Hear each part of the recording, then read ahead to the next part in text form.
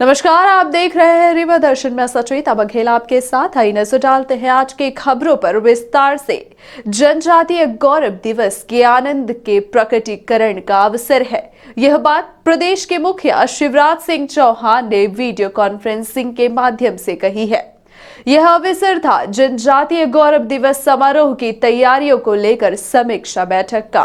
मुख्यमंत्री शिवराज सिंह चौहान ने video conferencing के माध्यम से जनजातीय गौरव दिवस समारोह की तैयारियों की समीक्षा की। समारोह भोपाल के जमपुरी मैदान में 15 नवंबर को आयोजित किया जा रहा है। इस समारोह के मुख्य अतिथि प्रधानमंत्री श्री नरेंद्र मोदी होंगे।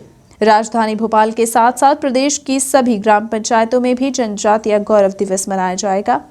वीडियो कॉन्फ्रेंसिंग के माध्यम से सांसदगणों, विधायकों तथा अधिकारियों से चर्चा करते हुए मुख्यमंत्री शिवराज सिंह चौहान ने कहा कि जनजातीय गौरव दिवस आनंद के प्रकटीकरण का दिवस है। भगवान बिरसा मुंडा की जयंती मनाने के लिए इस समारोह का आयोजन किया जा रहा है।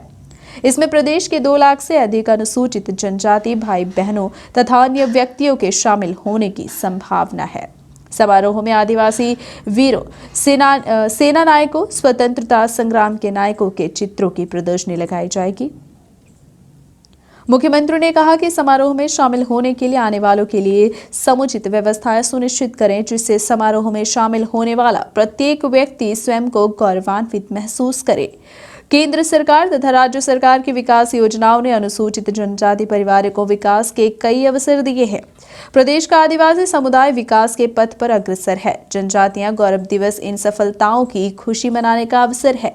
मुख्यमंत्री ने समारोह से जुड़ी विभिन्न व्यवस्थाओं के संबंध में सांसद, विधायक गणों तथा अन्य जनप्रतिनिधियों से चर्चा की। मुख्यमंत्री ने कलेक्टरों को समारोह के संबंध में विभिन्न व्यवस्थाओं के निर्देश दिए। कलेक्ट्रेट के एनआईसी केंद्र से वीडियो कॉन्फ्रेंसिंग में पूर्व मंत्री एवं विधायक रीवा श्री राजेंद्र शुक्ल, विधायक त्योथर श्यामलाल द्विवेदी, विधायक मऊगंज प्रदीप पटेल, विधायक सिरमौर दिव्यराज सिंह, विधायक सिमरिया केपी त्रिपाठी, जिला अध्यक्ष भाजपा डॉक्टर अजय सिंह, विवेक तुबे, collector doctor Ilaiya Raja T, police अधीक्षक नवनीत भसीन, अतिरिक्त पुलिस अधीक्षक शिव कुमार वर्मा तथा जनप्रतिनिधिगण एवं संबंधित अधिकारी उपस्थित रहे। रीवा से रतहरा मार्ग के दयनीय स्थिति को देखकर कांग्रेस नेता ने उठाए सवाल और कहा कि इस मार्ग से यही नहीं पता चलता है कि सड़क पर गड्ढे हैं या फिर गड्ढों पर ही सड़क है। आप देख सकते हैं कि रीवा में रतहरा से लेकर रेलवे स्टेशन तक सड़क का निर्माण कार्य किया जा रहा है, जिसके चलते चारों तरफ सड़क की खुदाई कर दी गई है। यही वजह है कि इस मार्ग से गुजरने वाले लोग जहां आए दिन सड़क हादसों का शिकार हो रहे हैं, वहीं धूल से भरे इस मार्ग से होकर गुजरने वाले लोग दमा व अन्य गंभीर बीमारियों के शिकार हो रहे हैं। वहीं यातायात व्यवस्था बनाने पुलिस को भी अनेकों समस्याएं झेलनी पड़ती हैं। आम आदमी भी परेशान है। जो भी नियम बनाए गए हैं उसका भी पालन नहीं किया जा रहा है, जिसकी वजह से सड़क में धूल के गुब्बारे उड़ते हैं। साथ ही आए दिन लोग सड़क हादसों का भी शिकार हो रहे हैं।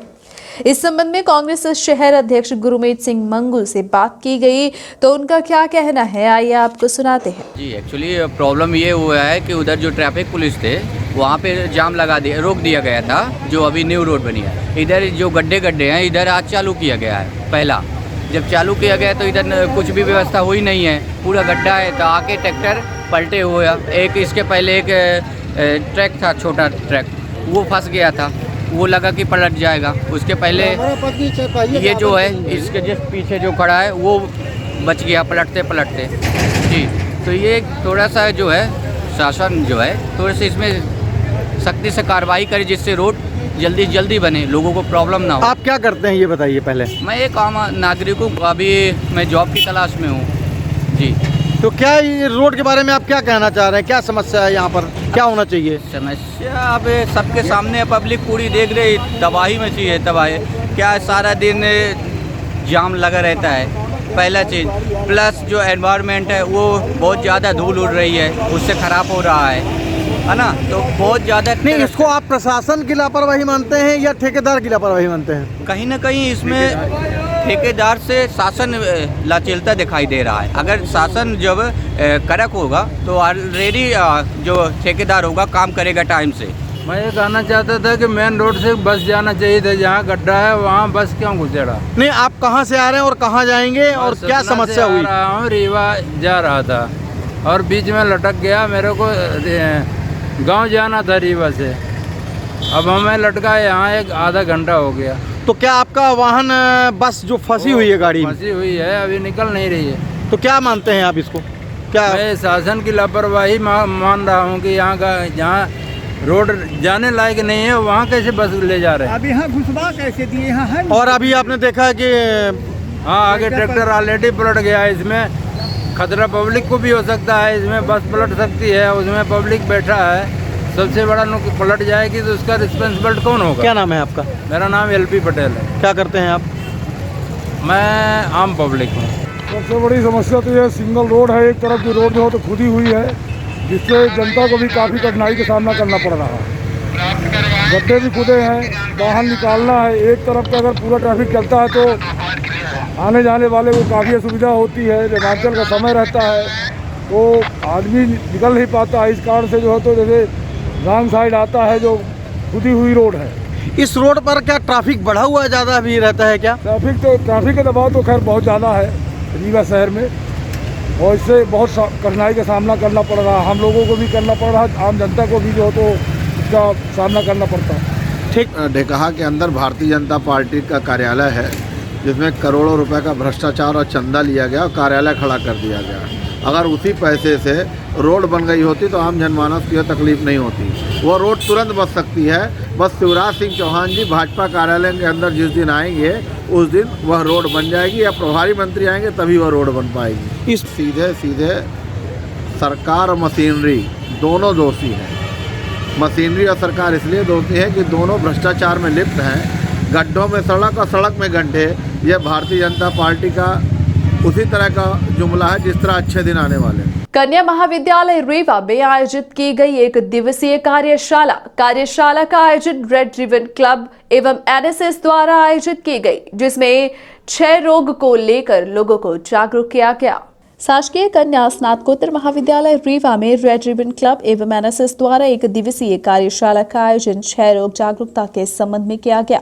कार्यक्रम में मुख्य अतिथि डॉक्टर अनुराग शर्मा, जिला टीवी अधिकारी रीवा एवं सहयोगी घनश्याम त्रिपाठी, राकेश मोहन शुक्ला, चंद्रशेखर पटेल। कार्यक्रम की अध्यक्षता महाविद्यालय की प्राचार्य डॉक्टर नीता सिंह ने की। IQAC संयोजक प्राध्यापक डॉक्टर महेंद्र मणि द्विवेदी, प्राध्यापक डॉक्टर शशि सिंह एवं कार्यक्रम के आयोजक doctor Shalini Kunder, doctor Anupam Mishra, doctor Amitabh Mishra, doctor Ajit Mishra, doctor Pankaj Kumar, Neeraj एवं छात्राएं उपस्थित रहीं।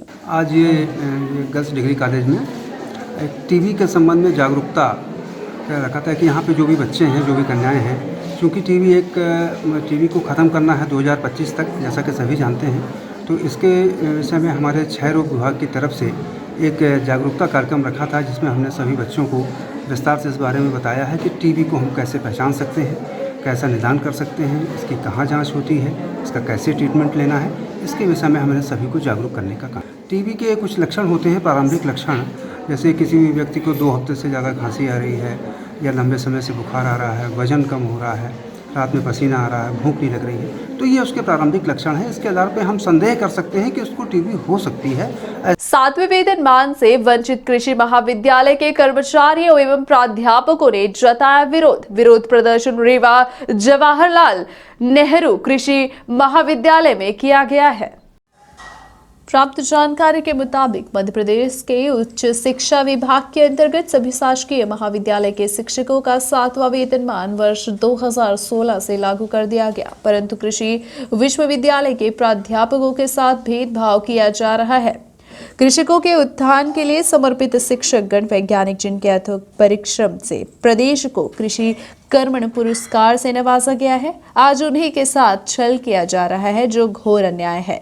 तकनीकी कर्मचारी अधिकारी परिषद जबलपुर द्वारा कई बार ज्ञापन देकर मुख्यमंत्री कृषि मंत्री का ध्यान आकर्षित कराया गया, परंतु झूठे आश्वासन देने के सिवाय आज दिनांक तक 7वां वेतनमान का लाभ नहीं दिया गया। शासन के दुर्व्यवहार से प्राध्यापक गण असंतोष में है। कृषि विश्वविद्यालय की तकनीकी कर्मचारी अधिकारी परिषद कृषि महाविद्यालय रीवा जबलपुर के निर्णय अनुसार कृषि विश्वविद्यालय के समस्त तकनीकी प्राध्यापकों द्वारा शासन के विरोध में आज से काली पट्टी लगाकर कार्यस्थल में शिक्षण संचालित करेंगे। तत्पश्चात मांग पूरी न होने पर विश्वविद्यालय के वैज्ञानिक एवं प्राध्यापकगण क्रमिक हड़ताल पर जाने के लिए बाध्य नहीं होंगे। शासन से मांग है कि तत्काल कृषि विश्वविद्यालय तकनीक प्राध्यापकों को 7वां वेतनमान लागू किया जाए। बड़ा सवाल, आखिर किस महिला के इज्जत आबरू के साथ की गई खिलवाड़? यह सवाल हर आम व्यक्ति के मन में उठ रहा है, जिसका जवाब शायद किसी के पास नहीं है। हम बात कर रहे हैं रीवा जिले के गुड़ थाना क्षेत्र अंतर्गत गुड़ नगर परिषद के वार्ड क्रमांक 2 की, जहां विगत दिनों एक महिला को सरेराह पीटा गया।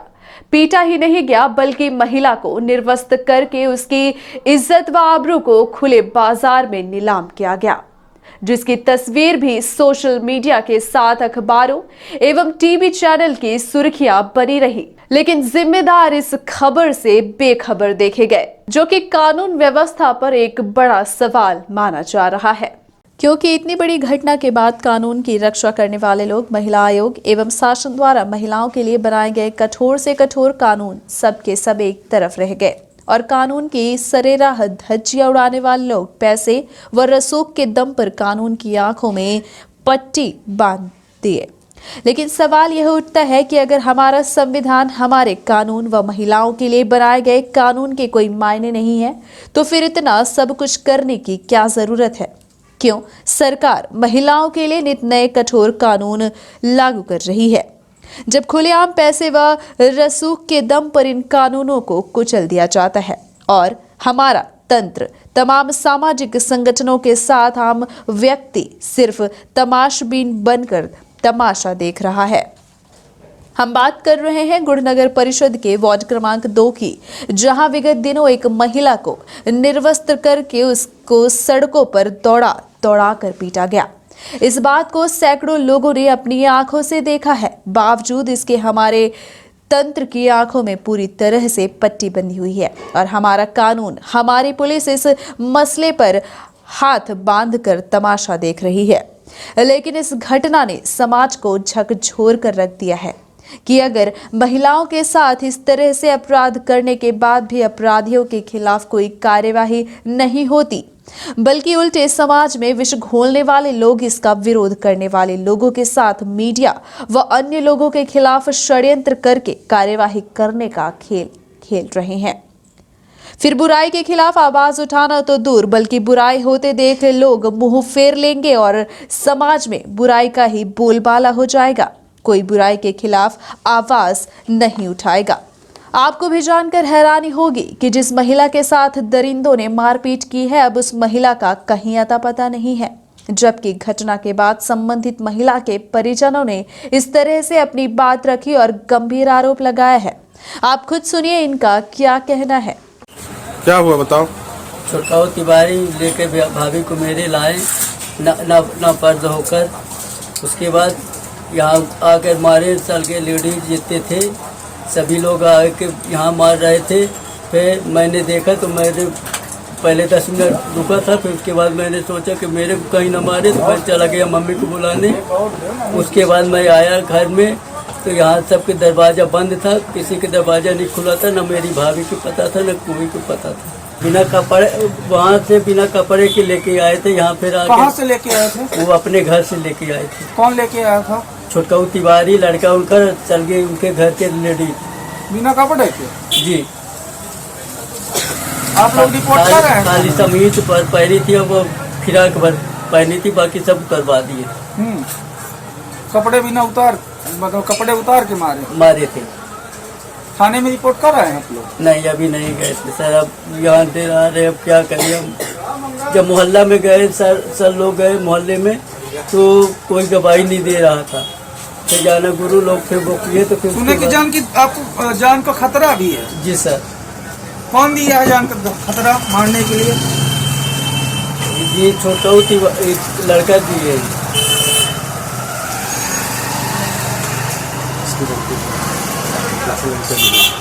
किसका लड़का है वो? छुटकाऊ तिवारी का।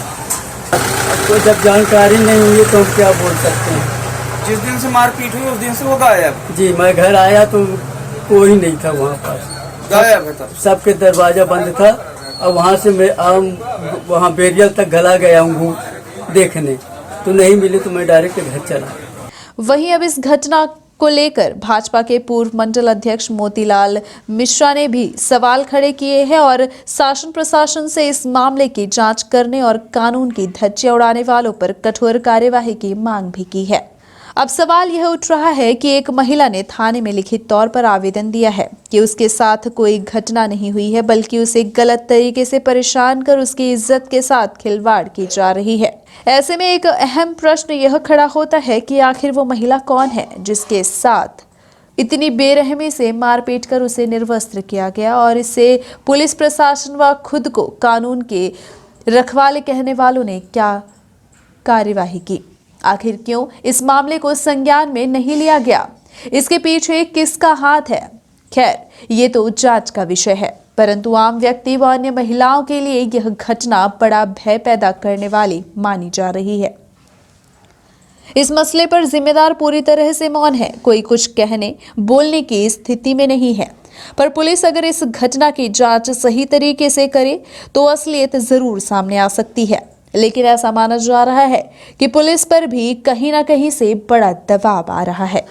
इस घटनाक्रम के बाद जिस महिला के साथ घटनाक्रम की बातें जोड़ी जा रही थी, अब उस महिला ने थाने में लिखित रूप से पत्र देकर स्वयं के साथ इस तरह की किसी भी घटना से इनकार किया है और गुड़ निवासी महेंद्र उपाध्याय सहित कुछ अन्य लोगों पर स्वयं को बदनाम किए जाने का षड्यंत्र बताया है। हम इस नज़र से देख रहे हैं कि जो ये घटना घटी है और जो अखबार में, मीडिया में, न्यूज़ में आया है वार्ताओं में, तो ये आया है कि महिला के साथ मुंदिका प्रसाद तिवारी, रोहित तिवारी और उनके परिवार के सदस्यगण मारपीट किए हैं, नग्न किए हैं।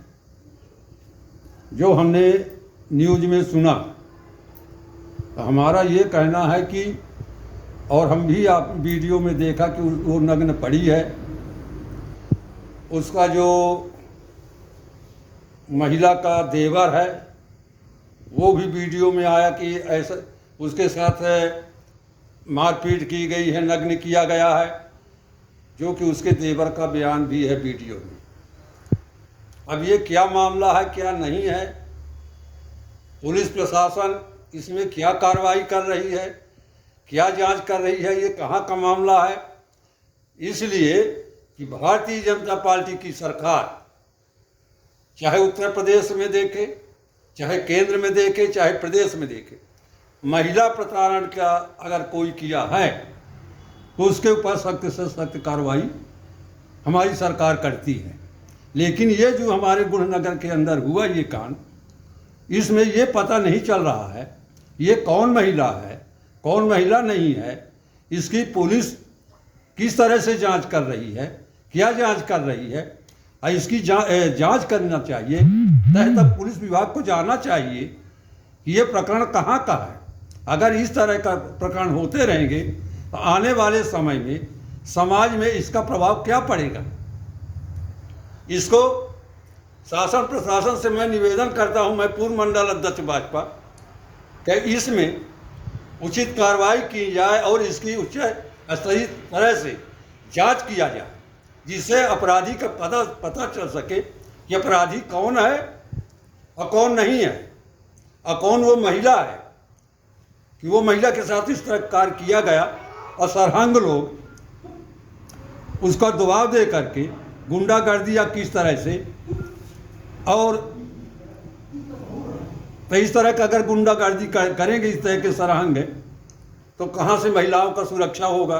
अभी हमारे गुड़नगर के अंदर ये पहली वारदात है, तो आने वाले समय में गुड़ में क्या होगा, इसको सरकार को और शासन प्रशासन को सोचना चाहिए और इसमें कार्रवाई करना चाहिए। मेरा यही थाना प्रभारी जी से मेरा निवेदन है और DISP साहब से, VPC साहब से, कि इसको बारीकी से जांच करें कि ये कौन महिला के साथ इस तरह का कार्य किया गया है। क्योंकि इस समय हमारे जो थाना में थाना प्रभारी हैं और हमारे DISP साहब हैं, ये बहुत सुलझे व्यक्ति हैं, ये तो दुनिया का पता लगा लेने वाले हैं। इसलिए मैं उनसे भी निवेदन करता हूँ कि इसकी जांच करें, सही कार्रवाई करें। महिला द्वारा थाने में लिखित आवेदन दिए जाने सहित गलत तरीके से आरोप लगाए जाने के बाद महेंद्र उपाध्याय ने भी विगत दिनों हुई घटना पर कई सवाल खड़े किए हैं और इसे पुलिस व प्रशासन की नाकामी करार दिया है। साथ ही यह भी सवाल खड़े किए हैं कि आखिरकार वह कौन सी महिला थी जिसके साथ इतनी बड़ी घटना घटित हुई। इस बात की विधिवत तरीके से जांच भी की जाए, इसकी भी मांग की है। आप खुद सुनिए इस मसले पर श्री उपाध्याय ने क्या कहा है। दिनांक 5/11/2021 को नगर पंचायत गोड़ वार्ड क्रमांक 2 में एक महिला के साथ घटना घटित हुई थी, जिसमें कल मुझे एक समाचार पत्र और इसे मोबाइल में एक महिला का बयान हमने सुना और उसने ये कहा कि मैं 5 तारीख को मायके में थी, मेरे साथ कोई घटना नहीं घटित हुई है।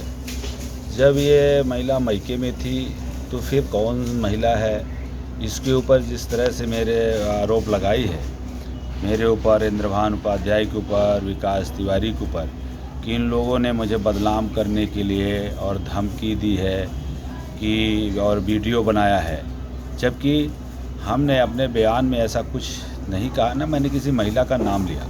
मैंने सिर्फ अपराध जो घटित हुआ है उस संबंध में हमने बयान दिया था और जिन लोगों ने इस अपराध को अंजाम दिया उस बारे में मैंने बताया था।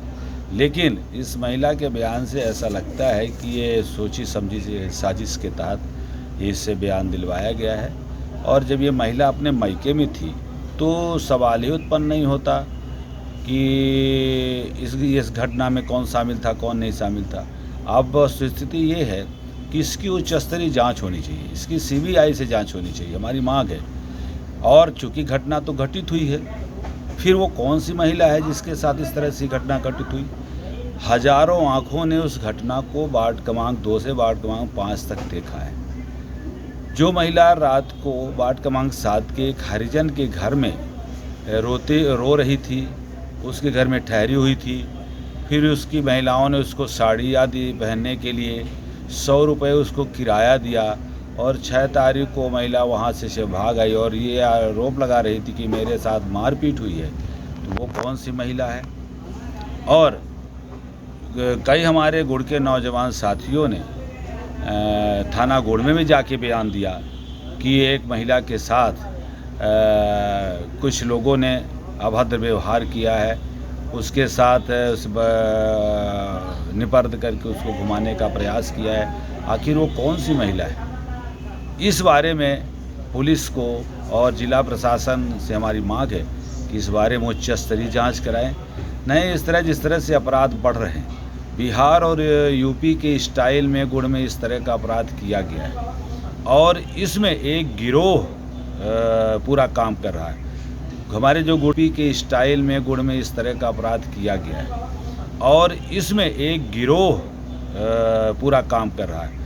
हमारे जो गुड़ के नौजवान कुछ हैं उनको गलत दिशा में गलत राह दी जा रही है और इसमें कहीं ना कहीं यूपी से जुड़े हुए लोगों का तार है। इसमें हमारी मांग है कि जिस तरह से अपराध को अंजाम दिए जा रहे हैं गुड़ के अंदर, उसको रोकने के लिए ठोस कार्रवाई होनी चाहिए, क्योंकि सरकार ने महिला अत्याचार के लिए कठोर कानून बनाए हैं और यदि इस तरह से महिलाएं के ऊपर जो अपराध होते हैं और उसको अपराधी को बचाने के लिए झूठा सहारा लिया जा रहा है, बयान बदलवाए जा रहे हैं इससे ऐसा स्पष्ट होता है कि आखिर महिलाओं के ऊपर हो रहे अत्याचार को यदि कोई आवाज़ उठाता है कि उसके ऊपर घटनाएं होती हैं, अपराधी घटनाएं कर रहे हैं और अपराधियों को के खिलाफ यदि आवाज़ उठाई जाती है तो उसको दबाने के लिए एक षड्यंत्रपूर्वक उससे झूठ कहीं ना कहीं झूठ बुलवा के इस मामले को रफा दफा करने का प्रयास किया जा रहा है। मेरी यही मांग है जिला प्रशासन से, पुलिस विभाग से कि इसको उच्च स्तरीय जांच हो, CBI से जांच हो, जैसी भी हो जाए। और हमने तो ये भी सुना है कि एक मशीन आती है और उस मशीन को बॉडी में लगा देते हैं तो सच उगलने लगती है। ऐसी भी व्यवस्था यदि प्रशासन करता है तो निश्चित रूप से इस घटना का पर्दाफाश होगा और सत्यता सामने आएगी। और जिस महिला ने हम लोगों के ऊपर इल्ज़ाम लगाया है कि हम लोगों ने इसको धमकी दी है, कोई वीडियो बनाया है, ये पूरी तरह से झूठा है और ये आरोप निराधार है। हम लोगों ने कोई ऐसा वीडियो बनाया ही नहीं, मैंने किसी महिला का नाम लिया ही नहीं। मैंने सिर्फ वहाँ पे जो अपराध घटित हुआ है उस अपराध का जिक्र हमने खुलेआम किया है और ऐसे अपराधों का हम लोग विरोध करेंगे, क्योंकि यदि ऐसे अपराधों का विरोध हम लोग कोई भी नहीं करेगा, चुपचाप बैठा रहेगा, तो निश्चित रूप से समाज कलंकित होगा और अपराध चारों तरफ बढ़ेंगे, जिसकी जवाबदारी गांव में रहने वाले लोग और इस तरह के जो अपराध हुए हैं हो रहे हैं महिलाओं के साथ, जिस तरह से हुआ है 5 तारीख को, उसका असर हर घर में, गुड़ के हर मोहल्ले में इस औरतों के ऊपर, महिलाओं के ऊपर, सभी के ऊपर इसका असर हो रहा है और नहीं आएगी। और जिस महिला ने हम लोगों के ऊपर इल्ज़ाम लगाया है कि हम लोगों ने इसको धमकी दी है, कोई वीडियो बनाया है, ये पूरी तरह से झूठा है और ये आरोप निराधार है। हम लोगों ने कोई ऐसा वीडियो बनाया ही नहीं, मैंने किसी महिला का नाम लिया ही नहीं।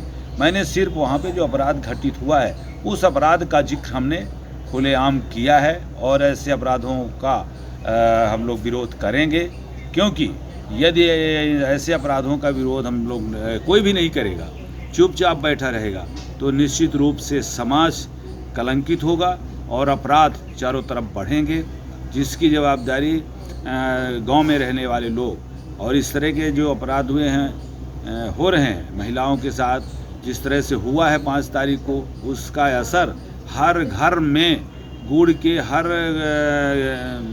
मोहल्ले में इस औरतों के ऊपर, महिलाओं के ऊपर, सभी के ऊपर इसका असर हो रहा है और हर घर में यह चर्चा है और लोग कह रहे हैं कि ये खुलेआम इस तरह से जिन लोगों ने किया है उनके खिलाफ कार्रवाई होनी चाहिए, क्योंकि ऐसा कृत्य गुड़ में पहली बार देखने को मिला है।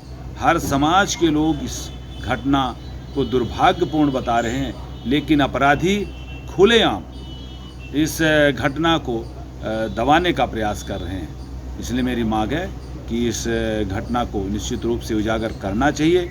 ये जिस महिला ने थाने में अपना बयान दिया कि मेरे साथ कोई घटना नहीं घटी, तो मैं मायके में थी, तो जब वो मायके में थी तो किस महिला के साथ ये घटना घटित हुई, उस महिला की तलाश होनी चाहिए, हमारा ये कहना है। पंडित जवाहरलाल नेहरू की जयंती को पखवाड़े के रूप में मनाने का कांग्रेस पार्टी ने लिया है निर्णय। इस बात को लेकर मध्य प्रदेश कांग्रेस कमेटी अध्यक्ष व पूर्व मुख्यमंत्री कमलनाथ ने निर्देश जारी किया है कि 14 नवंबर से आगामी 21 नवंबर तक पखवाड़े के तौर पर भारत के पूर्व प्रधानमंत्री पंडित जवाहरलाल नेहरू का जन्म दिवस मनाया जाएगा। इसी तारतम्य में Madhya Pradesh Congress committee AICC member व PCC सदस्य राजेंद्र मिश्रा द्वारा एक पत्रकार वार्ता आयोजित की गई और आयोजित कार्यक्रम के संबंध में विस्तार से जानकारी दी गई।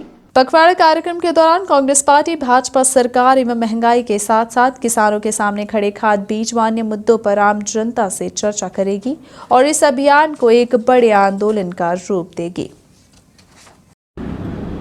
मध्य प्रदेश कांग्रेस कमेटी के अध्यक्ष माननीय कमलनाथ जी ने ये निर्णय किया है कि जवाहरलाल नेहरू जी के जन्म के दिन से लेकर के एक पखवाड़े तक यानी 21 तारीख तक भारतीय जनता पार्टी द्वारा जिस तरीके से महंगाई, बेरोजगारी और खाद बीज को लेकर के किसानों की जो दुर्दशा इस प्रदेश में विशेष करके हो रही है, उसके विषय में एक जन आंदोलन की तैयारी की गई है और उसी मुद्दे पर हम अपने साथियों से बातचीत करके आप सबसे अनुरोध करके कि ये जो परिस्थितियां हैं, मुझे लगता है कि ये केवल राजनीति में करने वाले लोगों भर का काम नहीं है। जिस तरीके का खाद बीज का भाव हो रहा है, आप जिस श्रेणी से आते हैं, जहाँ कहीं से भी आते हैं, ठीक है, पत्रकारिता जगत है, इलेक्ट्रॉनिक और प्रिंटेड मीडिया आपके पास है, लेकिन सबका बेस जो है कोई गांव है और सबका बेस जो है वो खेती पाती है। तो खेती पाती में अगर खाद बीज इस समय न उपलब्ध होगी, उसके उपकरण महंगे हो जाएंगे, तो मुझे लगता है कि फिर जीना बड़ा मुश्किल हो जाएगा। वैसे भी इस कोरोना काल में जो दुर्दशा हुई है। मनाई गई भगवान सहस्त्रबाहु जी की जयंती। ताम्रकार समाज द्वारा गत दिवस भगवान सहस्त्रबाहु की जयंती बड़े ही हर्षोल्लास एवं धूमधाम के साथ मनाई गई। भगवान सहस्त्रबाहु जी की जयंती कार्तिक मास शुक्ल पक्ष सप्तमी को मनाई जाती है। इस तारतम्य में रीवा शहर में ताम्रकार समाज द्वारा भगवान सहस्त्रबाहु की विशेष पूजा अर्चना एवं आरती करते हुए उनकी जयंती मनाई गई। इस अवसर पर बड़ी तादाद में ताम्रकार समाज के लोग मौजूद रहे। भगवान सहस्त्रबाहु महाराज की जयंती का कार्यक्रम विधि पूर्वक पूजा अर्चना के साथ संपन्न हुआ। हवन किया गया और हर वर्ष कार्तिक शुक्ल सप्तमी को भगवान सहस्त्रबाहु महाराज की जयंती का कार्यक्रम होता है और इसका दिन और तिथि निर्धारित रहती है। उसी दिन पहले गणेश जी का आवाहन, उसके बाद दीप प्रज्वलन के बाद पूजा, विधिवत पूजा वगैरह होती है और उसके बाद हवन का कार्यक्रम होता है। हवन के बाद आरती, उसके बाद प्रसाद वितरण का कार्य संपन्न होता है। ये थी आज की प्रमुख खबरें। आगे की खबरों के लिए बने रहे रीवा दर्शन के साथ। दीजिए हमें इजाजत। नमस्कार।